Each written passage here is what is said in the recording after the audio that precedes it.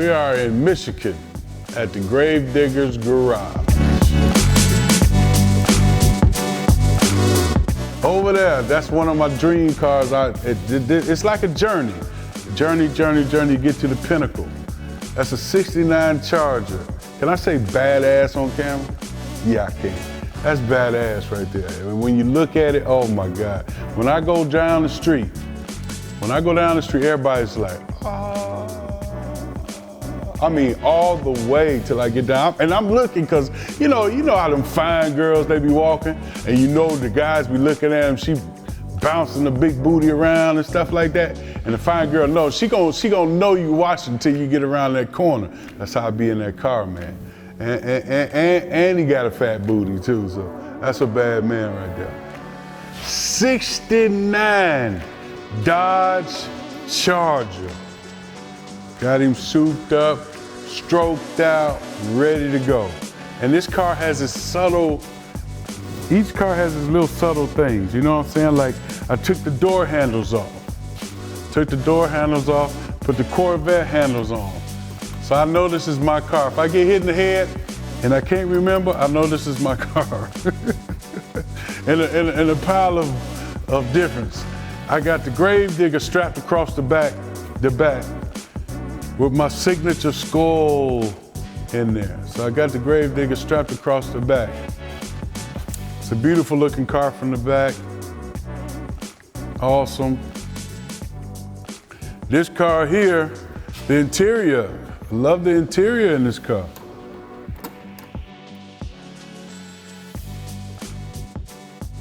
As you can see, I love my 440, but each engine bay gets different. Each engine bay gets different because the expression, like I always say, each car is different in its own way, and the expression of the car, you know? It's a 440. Each wheels are as an expression. I'm not that type of guy that's gonna put 20s on a muscle car and go do this, that, the other. I'm gonna put the right wheels on the car so it can ride right, and you know, that's them young boys, them 20s all over the place, 36s on there, and I can't do that. I'm old school. I'm an old school, more power, muscle guy. 69 Charger. 69 Charger.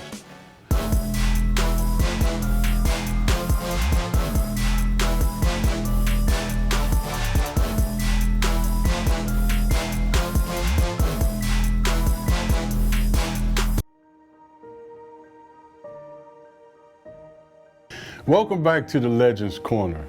It is my pleasure to introduce the inventor of the Lambeau Leap, LeRoy Butler.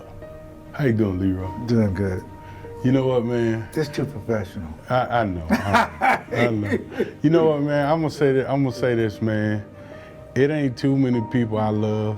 Mm-hmm. You my favorite guy. You trying to make me cry? No, how you say keep it 100? Keep it 100. Yes. I love you, man. I love you too. You are a guy. When I was a young guy, I stuck to you like a sponge because that was greatness sitting next to me. And when I see you, and I never told you this, when I see you on the field and I see you in the locker room, and like I see you today, I always respect you because to me, you made me what I was. Because to watch you play, to watch you lead, to watch you do the things that you did on the field and took all my Michael Jordan cologne. Allegedly. Allegedly. LeRoy, tell everybody, why are you such an inspiration? But also, what does the word Green Bay Packer mean to you? Well, Gilbert, as you know, I'm a huge mama's boy, and, yes. And I love your mom too. As an African American growing up in the inner city, it was rough. It was rough for me, but it was rough in a lot of ways because I was going through poverty, you know, inner city, single parent. And I just remember telling my mom I wanted to play in the NFL, and I had these braces on my legs like Forrest Gump, and I was in a wheelchair, and I was telling her how I wanted to do all these things. She never doubted me. She would just say, well, you can do it. But the reason why I got to be a loyal person is she was telling me that she's glad I picked football because it's the ultimate team sport. Because I'm disabled, hey, I'm gonna need help. So along the way, I just remember getting that phone call. My uncle is sitting over there with a Walter Payton jersey on. Jim McMahon will like this story. He's sitting there with a Walter Payton jersey on. He gets up. He says, go anywhere but the Packers. I hate the Packers. And I'm like, oh, I don't get a chance to choose. What's wrong with you? So he's sitting there. The phone rings. It's Lee Rimmel, Green Bay Packers. So we had rotary phones back then. I gotta make sure people Google that. It was on the wall and had this bungee cord. You can only go like 2 feet or it get all staticky. I said, please don't cut off. And when I picked that phone up, it was Lee Rimmel, and it was as if God was talking to me, because this was my dream. He said, wait, we're not gonna draft you yet. You gotta talk to the head coach, Lindy Infante. I said, well, put him on the phone. What am I talking to you for? Let's get the party started. He was laughing. Lindy Infante gets on the phone, and I tell you what, Gilbert, it meant everything to me and my mom. My mom was thanking the Lord, and just having an opportunity, African American in the inner city, this is not supposed to happen. That's what they say, but it can happen because that's what I expected. And she just remembered, she pulling me to the side while everybody was celebrating. She said, be the same person. She said, power is dangerous if you don't use it correctly. And she said, you use that to help people that you don't know. Those are the real heroes. So I'm thinking, this is everything. Packer Nation went to bat for Jerry Kramer to get that gold jacket. I want Packer Nation to get you that gold jacket.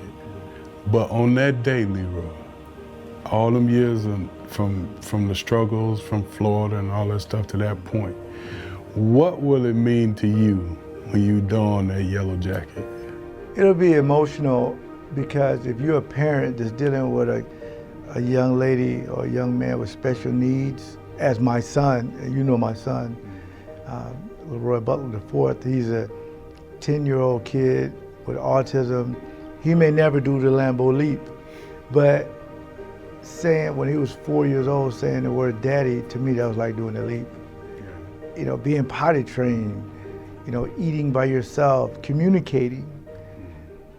That all hit me, but it'll make me think about my mom who passed away 5 years ago, who just made me the person I am today. It'll make me think about the teachers, the special needs teachers who don't get paid the amount of money that they deserve to help people like me to read and write. If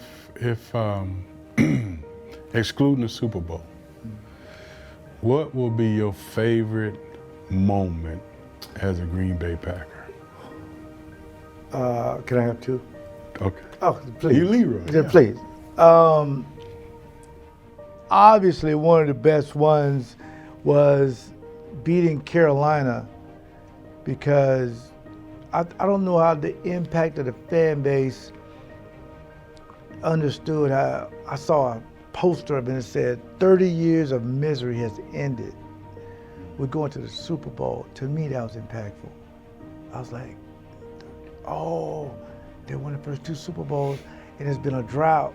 It didn't really hit me until I saw that poster and I stood there and I just kind of wiped a tear out of my eye. I was like, I see grown men crying, I see dogs crying. People like, this is amazing.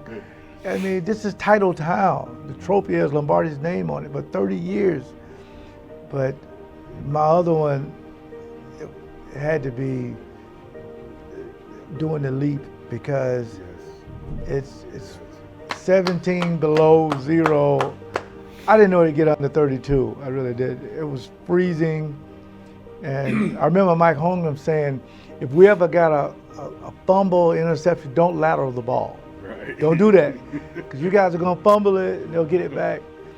But I remember causing a fumble and Reggie White picked it up, and Reggie's trying to run, and a guy, Steve Wisniewski, I think it was him, he's grabbing Reggie. I said, Reggie's gonna lateral this ball. We're not supposed to. But he looked like, I'm going to do it. Because in Philadelphia, he did it with Eric Allen and those guys. So I just said, I'm going over there. Spontaneous. And he laterals the ball, I'm going down. And the reason why, to me, it'll be the best celebration, because without the fans, you can't do it. Love you, brother. Love you too. Thank you for letting me have the opportunity to interview you. Stop. Anytime, any place, whatever you get. I appreciate it. Thank you so much. Brother. Love you too.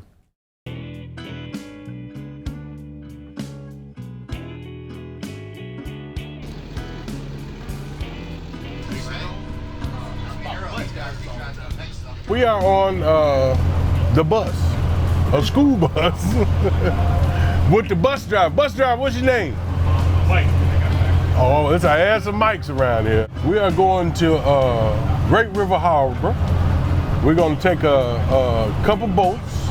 This is all for the Gilbert Brown Foundation. So we're going to take a couple boats down to Mississippi. Myself, Santana Dotson, Sean Jones, Earl Dotson, Frankie Winters, and Dorsey Levins. It's always good to engage with the fans, especially on the boat, because it's kind of like an intimate setting, you know. It'll be at least 2 of us on each boat, and we'll sit down and the fans will ask us questions and try to get to know us, and they always say it's always good to see us without a helmet on. Some of us need the helmet on and turn it backwards so you can't even see their face. How y'all doing today? Y'all ready to get out here on this boat? Yeah. I'm gonna let you know now I can't swim, so don't get close to me. Don't get close. We got a lot of Packer fans here, right? Yeah. Hope you guys have a good time. So see you guys down on the dock. Hey, Viking man, you know your ass ain't getting in this picture. You either. You better take that raggedy ass hat. I gotta do it for you. Give me that raggedy ass hat. Move, woman. Give me that hat, fool. Nobody. Y'all better hope I don't throw it in the water. Somebody say I won't. Look at me. Here we go. 1, 2, 3. Perfect. Now, take them ragged ass hats. Brett Favre was my favorite Viking. We don't care about that. Here, let me show you Brett Favre in this river. Come here. I think so. Oh yeah, we got a good driver. We on boat 1. Boat 1 it is then. All right, guys, let me introduce my compadre to the left of me. Number 71, Mr. Santana Dotson. Hey. Now, How we doing? We're doing fine. now, I would. Take 2. I always say this. We was always going up battling Dallas and always battling San Francisco and all that stuff. And then Ron Wolf went out and got a little fella by the name of Santana Dotson. And when Santana came on the scene, I believe our defensive line was complete. I mean, we had power on the outside, we had finesse in the middle, and then y'all had me. I'll just sit there and make everybody look pretty.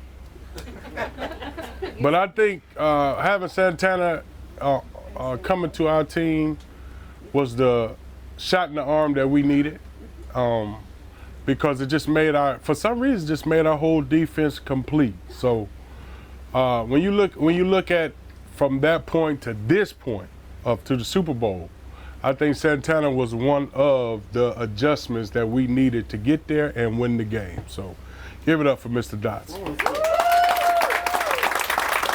Now, let me get that check you said you was gonna give me for telling everybody that lie. I don't know if you've ever said anything so nice. No, but it's the truth.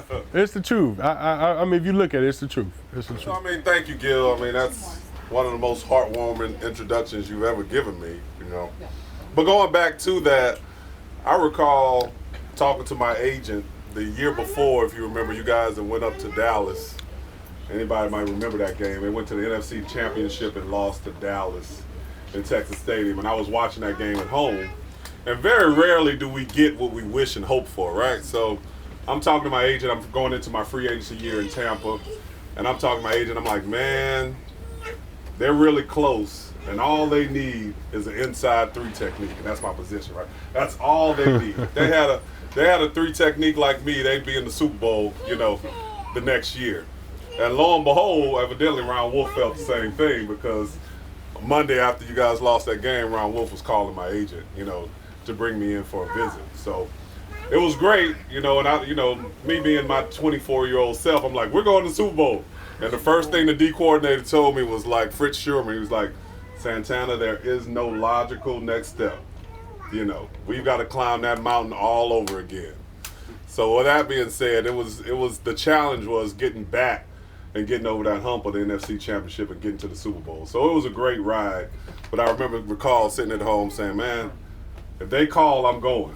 You know, my wife and mom and everybody thought I was kind of crazy because we were in Florida at the time, 75 degrees, you know.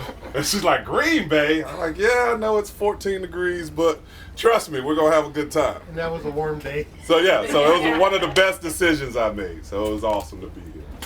I can remember one story all week. It's funny. It's just like, I don't know how this happened. So all week, we are playing, it's build up, we're playing the 49ers, right?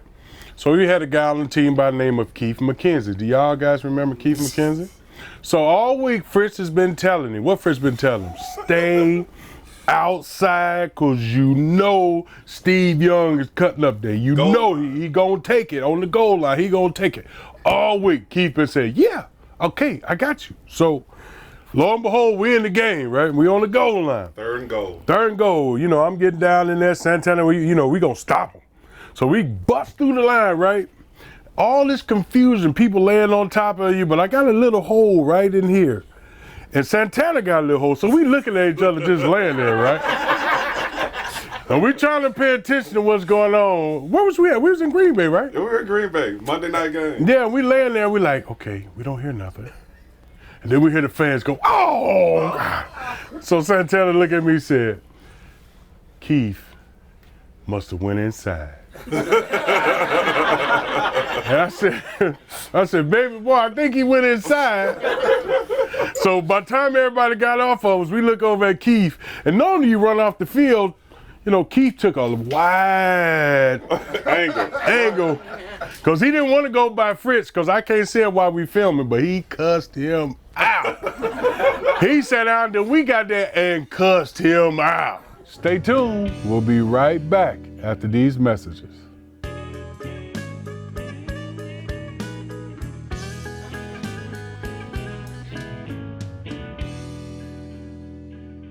If you didn't play football, if that wouldn't have been where your career path went, what would you be doing? For both of you, question. I'd definitely be driving trucks.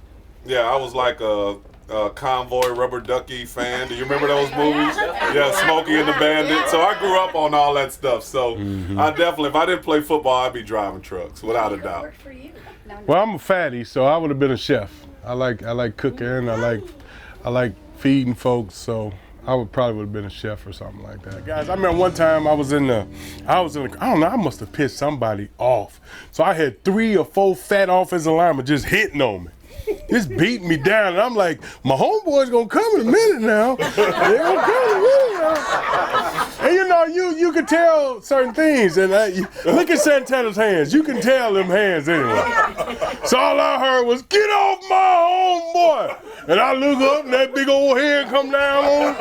There he is, there he is. But the funniest thing, we had a guy by the name of Wayne Simmons. Oh my God, he's the most intense guy you ever seen in your life. And we were sitting in there, and I don't know if we was kind of like down, and we all in the huddle, and Wayne would come in and he would say, big dog, just cuss one time. Just cuss one time. You'll get us all going. Big dog said, I ain't doing that. I think if he'd have cussed one time, we'd have killed everybody over there. It wouldn't have been a soul living. Yeah. Well, guys, thank you for traveling. I'm pretty sure no other boat was like this one. We entertained your This is time. definitely the coolest boat. Yeah, it's definitely the coolest boat. We may not be the cutest boat, Speak for yourself. but we got the job done. So thank you guys very much. Thank you for supporting the Gilbert Brown Foundation. You guys are lucky to have Mike and I on your. We thank you, Pee Wee. Now jump off the boat. Oh yeah! Come on, guys, the little ones. Yes, it What are is. you screaming?